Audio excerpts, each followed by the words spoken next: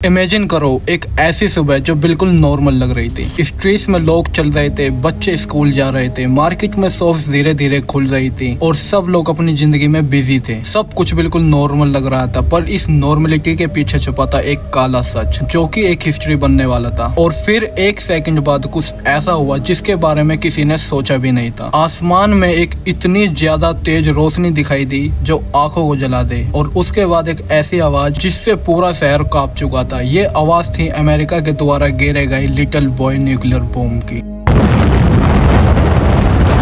के फटते ही इसके रेडियस में जितने भी लोग थे वो जल चुके थे। बिल्डिंग कोलैप्स हो रही थी, पूरे शहर में अफरा तफरी मच गई थी और कुछ सेकंडों बाद 1 लाख से भी ज्यादा लोग मर चुके थे। और इन्हीं के बीच में खड़ा था एक सिंपल सा आदमी जिसका नाम था यामागुची। एक सिंपल सा इंजीनियर जो कि लाखों लोगों की तरह इस लिटिल बॉय बॉम्ब की चपेट में आ चुका था। वो 6 अगस्त 1945 को सुबह 8 बजे मित्सुबिशी हेवी इंडस्ट्रीज में काम करने के लिए निकला था और लगभग सुबह के 8:15 के आसपास वो इस बॉम्ब की चपेट में आ गया था। बॉम्ब की भयानक शॉकवेव से वो दूर जाकर गिरा था। उसकी आंखें टेम्परेरी ब्लाइंड हो चुकी थी, बॉडी जल रही थी और उसके कानों में ऐसी आवाज गूंज रही थी जिसने उसकी बॉडी को हिला दिया था। उसके आसपास के सभी लोग मर चुके थे, पूरे शहर में केओस मच गया था। पर उसकी किस्मत इतनी दयालु थी कि वो वहाँ मरा नहीं था। कैसे न कैसे करके उसे बचाया गया और फिर उसे हॉस्पिटल लेकर जाया गया। उस बेचारे के अंदर एक सर्वाइवर गिल्ट जाग चुका था। उसका मानना था कि वो क्यों बच गया जबकि उसके आसपास के लोग मर चुके थे। उसे हॉस्पिटल से डिस्चार्ज कर दिया गया और वो अपने घर वापस जा रहा था जो कि नागासाकी में था। यामागुची सोच रहा था शायद अब मेरी लाइफ नॉर्मल हो जाएगी, लेकिन दुनिया ने उसके सामने फिर से एक नाइटमेयर लाकर खड़ा कर दिया था। तारीख थी 9 अगस्त 1945। वो बेचारा अपने घर वापस जा रहा था और अमेरिका ने फिर से अब की बार नागासाकी में न्यूक्लियर ब्लास्ट कर दिया था। अब की बार जो बम अमेरिका ने गिरा था वो पहले वाले लिटिल बॉय बम से भी ज्यादा भयानक था, जिसका नाम था फैट मैन। यामागुची अभी रिकवर भी नहीं हुआ था और फिर से एक फ्लैश और जोरदार आवाज जिसने नागासाकी शहर को तबाह कर दिया था। पूरे शहर में आग लग चुकी थी, लोग चीख रहे थे, मर चुके थे और इस बार ब्लास्ट की इंटेंसिटी और भी खतरनाक थी। हर कदम में पेन था, सांस लेने में स्ट्रगल हो रही थी और पहली बार के बर्न्स और इंजरीज अब और सीवियर हो चुके थे यामागुची के। रेडिएशन और हीट का इफेक्ट उसकी स्किन और मसल्स में घुस चुका था और फिर उसके अंदर एक अजीब सी डिटर्मिनेशन जागी कि मैं सर्वाइव करूंगा। उसको फिर से हॉस्पिटल लेकर जाया गया। लोग हर जगह सफर कर रहे थे, डॉक्टर्स लिमिटेड रिसोर्सेज के साथ काम कर रहे थे। यामागुची का दिमाग और बॉडी दोनों एक्सट्रीम पेन में थे। मेंटल ट्रॉमा अब और डीप हो चुका था, पर उसने उस दिन एक कसम खाई और बोला कि मैं सिर्फ सर्वाइव नहीं करूंगा लेकिन पूरी दुनिया को यह भी बताऊंगा कि न्यूक्लियर वेपन्स कितने खतरनाक होते हैं और एज अ सर्वाइवर मैं उन्हें कॉन्सिक्वेंसेस भी बताऊंगा। टाइम के साथ साथ उनकी हेल्थ इश्यूज भी बढ़ने लगी, हियरिंग प्रॉब्लम्स, डीप पेन, पर उन्होंने कभी हार नहीं मानी और अपने मिशन को कंप्लीट करने में लगे रहे। और फिर 4 जनवरी 2010 को यामागुची ने अपनी जिंदगी कंप्लीट करी। इस समय उनकी एज 93 थी। दोस्तों, ये स्टोरी सिर्फ सर्वाइवल की नहीं थी, लेकिन ये स्टोरी थी इंसानियत, हिम्मत, होप, फियर और रिसाइलेंस की। 2 न्यूक्लियर ब्लास्ट को सर्वाइव करके उन्होंने पूरी दुनिया को वॉर्न कर दिया और हमें याद दिलाया कि इंसानी स्पिरिट लिमिटलेस होती है। और तुम्हें पता भी नहीं है कि यामागुची कितने स्पेशल थे। वो दुनिया के